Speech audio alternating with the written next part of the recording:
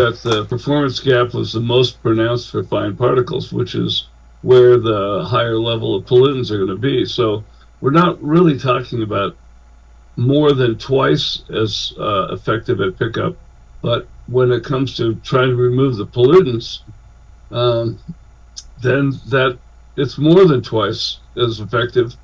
And I think that the other aspect of that is that the inference is that it will go back to the cosmetics. I think street sweeping. The reason I got involved with this industry 35 years ago is I wanted to educate public works directors that they were no longer sweeping up horse poop from horses and carriages.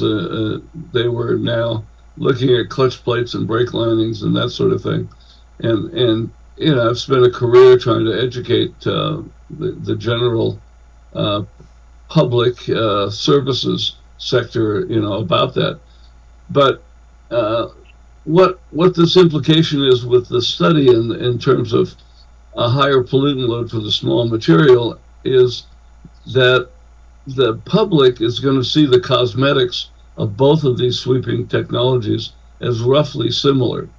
There's going to be particles on the ground, small stuff on the ground left by a broom sweeper that they're not going to be concerned about because the larger stuff is now gone and the rocks and pebbles and whatever else they might trip on or so forth is gone. And so that's what they saw cosmetically. So we have to get past the cosmetics part of this and delve into the small material. I mean, it's the difficult sell to a public works director, easier to a stormwater person, that you need to get the stuff that's the size of the width of your hair, and essentially we're talking about the fraction of 250 microns might have as much as 60% of the pollutant load that you're trying to get rid of. It becomes even more difficult to figure out if, in fact, using water for dust suppression reduces the pickup efficiency of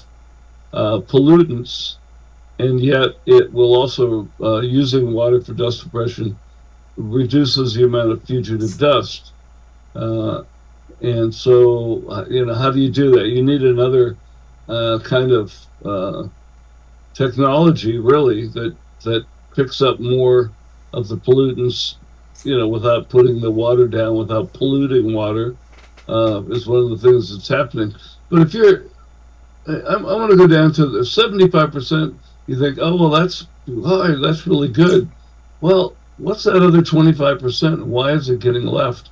And with a street sweeper that's a mechanical broom, if you found that it's only picking up 35% of the material you put down on the road, why are they even in use? Is a question that comes to my mind, and I've been involved in this industry for 3 decades. I get it when it's really heavy. There are some cases in the northern tier states where they have to use skip loaders to actually clean the streets and dump into uh, dump trucks, and then they bring sweepers in afterwards. But uh, 35% it's not a good number.